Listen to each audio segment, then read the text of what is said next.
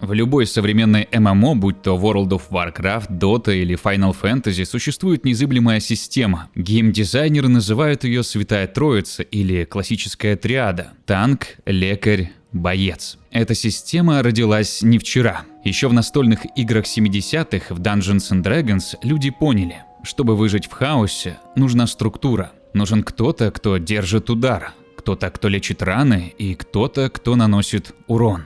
Мы привыкли думать, что выбор роли – это вопрос игровой механики или меты. Кто-то любит большие цифры критов, кто-то предпочитает стоять позади, но что если выбор класса – это не просто геймплей? Психологи и исследователи виртуальных миров давно заметили, игры – это безопасный полигон для нашей психики. Когда вы заходите в поиск группы, вы не просто ищете пати, вы подписываете социальный контракт. Вы бессознательно выбираете способ взаимодействия с реальностью. Вы говорите миру «я буду вашим щитом» или «я буду вашей совестью». Сегодня мы разберем эти архетипы не с точки зрения, какие кнопки нажимать, а с точки зрения, кто их нажимает. Почему одни люди годами играют только на саппортах, а других физически тошнит от игры, если они не на первой строчке рекаунта? В этом выпуске мы ответим на неудобные вопросы. Почему танков всегда не хватает? Действительно ли дело в сложной механике, или мы просто панически боимся брать на себя ответственность в реальной жизни? Почему хил — это особая форма контроля? Как власть над чужой жизнью и смертью может опьянять? И в какой момент желание контролировать все вокруг сводит с ума? И самое интересное, как часто разглядывание себя в зеркале влияет на ваш урон? Существует ли прямая связь между нарциссизмом и первой строчкой ДПС метра? Ответы на эти вопросы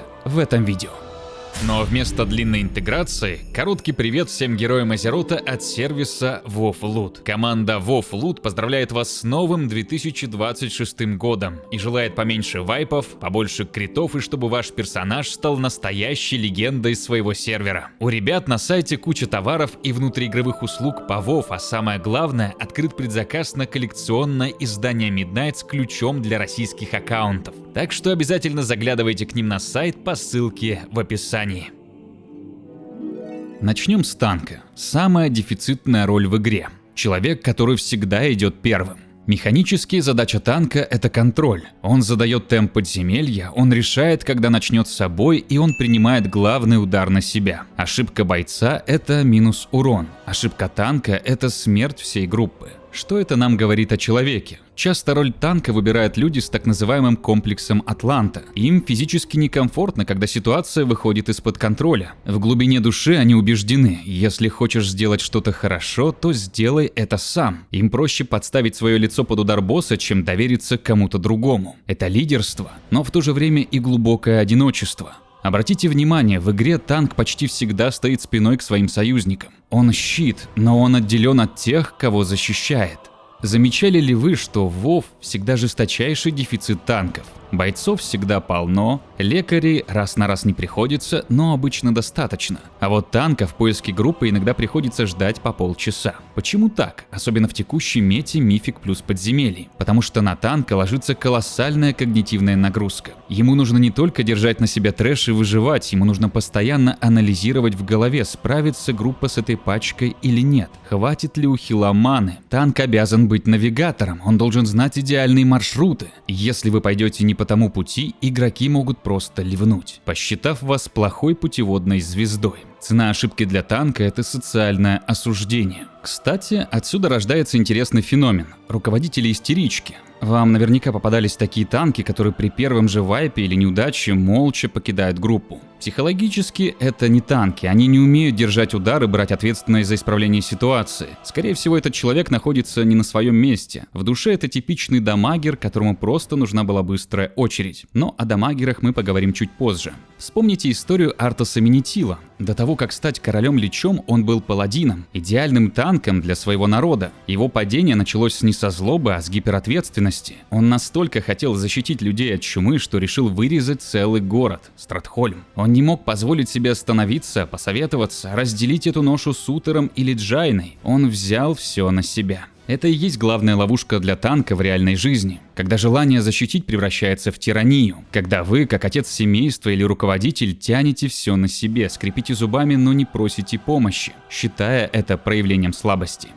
Кстати, отношения танка и хила — это вообще отдельный вид искусства. Психологи сказали бы, что это классическая модель сложного брака. Танк — это часто пробивное начало, агрессия, защита границ, а вот хил — это ресурс, забота и прикрытый тыл. И конфликты здесь неизбежны и очень похожи на семейные. Танк кричит вам: «Где хил? Почему я умираю?», обвиняя партнера в недостатке поддержки. Хил отвечает, что ты слишком много на себя берешь и куда ты побежал вообще, обвиняя партнера в безрассудстве. Знакомая динамика, не правда ли? Две эти роли не могут существовать друг без друга, но часто именно между ними возникает самое сильное напряжение. Вообще, чтобы проверить теорию, я запустил голосование. На ютубе результаты показались мне логичными. Танки, хилы и ДД разделились примерно поровну, но лидировал мультикласс. Казалось бы, все просто. Треть игроков — это универсалы, которые любят разнообразие или просто подстраиваются под мету. Но потом я посмотрел на результаты в Телеграме, где добавил всего один дополнительный пункт. И это перевернуло все. О результатах поговорим чуть позже, а пока что, прежде чем мы разберем психологию лекаря, я хочу поделиться личным примером, чтобы вы поняли, насколько глубоко это работает. Сколько себя помню, я всегда играл за саппортов.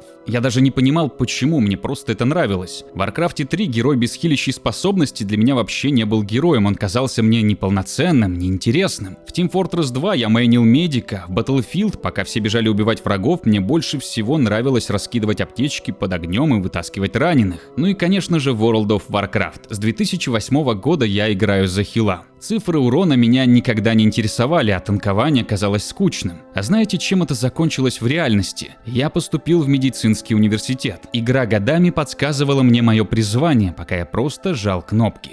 Так кто же такие хилы на самом деле? Принято считать, что это исключительно альтруисты, добрые души. И часто это правда. Эмпатия и желание помочь являются их базовой мотивацией. Такие люди в жизни часто выбирают помогающие профессии или становятся той самой жилеткой для друзей. Но если копнуть глубже, роль лекаря – это роль власти. Хил видит поле боя целиком. Именно он решает, кому жить, а кому умирать. Это особая форма контроля, контроль над ресурсом жизни. В психологии это часто называют родительской позицией. Посмотрите на историю Элис Риэль из нашего чата. Она пишет, что чувствует себя хилом головного мозга даже в жизни. Для нее выбор класса – это про безопасность и желание помочь, даже если это всего пара кнопок. Это тот самый типаж заботливого хила. Взгляните на Андуина Рина, архетипичный жрец. Всю свою жизнь он пытался всех примирить, всех спасти, сгладить любой конфликт. Но мы видели, к чему это привело в Shadowlands. Его добротой воспользовались, его буквально сломали и подчинили чужой воле. У хилов есть своя темная сторона, синдром спасателя и выгорания. О хиле вспоминают только тогда, когда кто-то умер во время боя. Пока все хорошо, его работа невидима. Отсюда рождается пассивная агрессия. Хилы могут говорить про себя: «Я не похилю тебя, потому что ты этого не заслужил», или «Я так старался, и только из-за моего филигранного отхила мы смогли убить босса, а мне даже никто спасибо не сказал». Ловушка хила в жизни – это растворение в других. Ощущение собственной ценности только тогда, когда ты кому-то нужен. Но иногда, чтобы спасти себя, понять собственную ценность, нужно позволить союзнику упасть. И, наконец, бойцы. Дамагеры – самая массовая роль в любой игре. Их цель прозрачна и понятна. Результат – уничтожить врага максимально быстро. Здесь царит дух соревнования. ДПС-метры, логи, рейтинги. Если танк держит мир, чтобы он не рухнул, а хил чинит мир, то ДД меняет его. Он устраняет угрозу, это чистая энергия действия. Психология ДД – это психология спортсмена или предпринимателя, который руководствуется принципом «быстрее, выше, сильнее». Это состояние потока, когда ты идеально жмешь ротацию. Этот архетип выбирают люди, ориентированные на успех и внешнее подтверждение своей крутости. Идеальный пример такой философии – Илидан Ярость Бури. Его фраза «Я пожертвовал всем, а чем пожертвовали вы» – это манифест эффективности. Ему плевать на правила, плевать на комфорт группы, он часто идет по головам. Ему важен результат уничтожения легиона, и он эффективен, но из-за этого он одинок.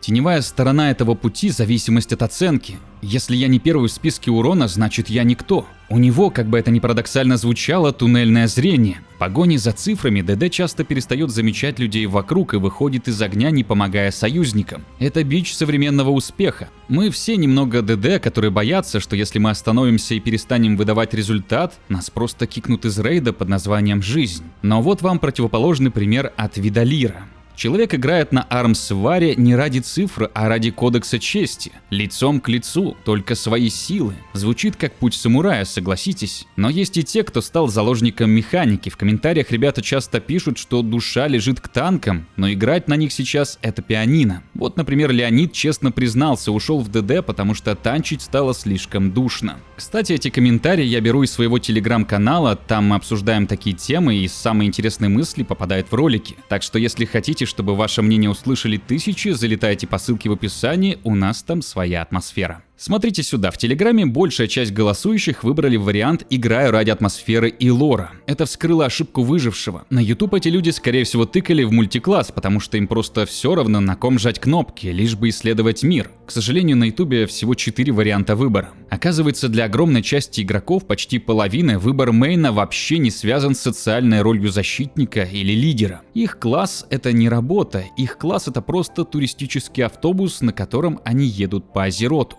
Так что же это за тип личности? Если танки в жизни гиперответственны, а ДД достигаторы, то атмосферщики — это, вероятно, созерцатели и эмпаты другого уровня. В психологии есть понятие «открытость опыту». Этим людям не нужны цифры урона, чтобы чувствовать себя круто. Им важна эстетика, история и погружение. Они выбирают класс не потому, насколько он полезен в рейде, а потому, насколько он вписывается в их картину мира. Друид, потому что любит природу, паладин, потому что верит в справедливость, а не потому, что у паладина сейчас бабл в мете. И это важный урок. Если бы я оставил только 3 стандартные роли, мы бы сейчас с умным видом рассуждали о механике. Но правда в том, что для половины из вас World of Warcraft это не набор цифр, а книга, которую вы пишете сами. И ваш класс — это просто чернила для этой книги. Так кем же являетесь вы? Конечно, иногда банан — это просто банан, и мы заходим в Азерот для того, чтобы расслабиться после тяжелого дня. Но игры удивительно точно подсвечивают наши настройки по умолчанию. Скорее всего, у вас есть черты всех 3 ролей, но одна из них всегда доминирует, и осознание этого — первый шаг к тому, чтобы выйти из автоматизма. WoW — это отличный тренажер души. Если вы чувствуете, что застряли в жизни, в роли вечного спасателя, которого никто не ценит, попробуйте в игре вкачать танка. Почувствуйте, каково это — диктовать условия и вести людей за собой. Если вы устали от одиночества и гиперответственности лидера, спекнитесь в ДД. Станьте частью команды. Разрешите себе просто делать свое дело, не отвечая за весь мир. Гармония — это умение переключать специализацию не только в меню талантов, но и в реальности. Именно в этот момент игра перестает быть просто убийством времени и становится инструментом вашего личного роста. А какая роль ближе всего вам и почему? Совпадает ли ваш класс в игре с вашим характером и в жизни? Напишите в комментариях, и мне действительно интересно почитать ваши истории. Светите своим маяком, с вами был Лунный Монах, и до встречи в Азероте.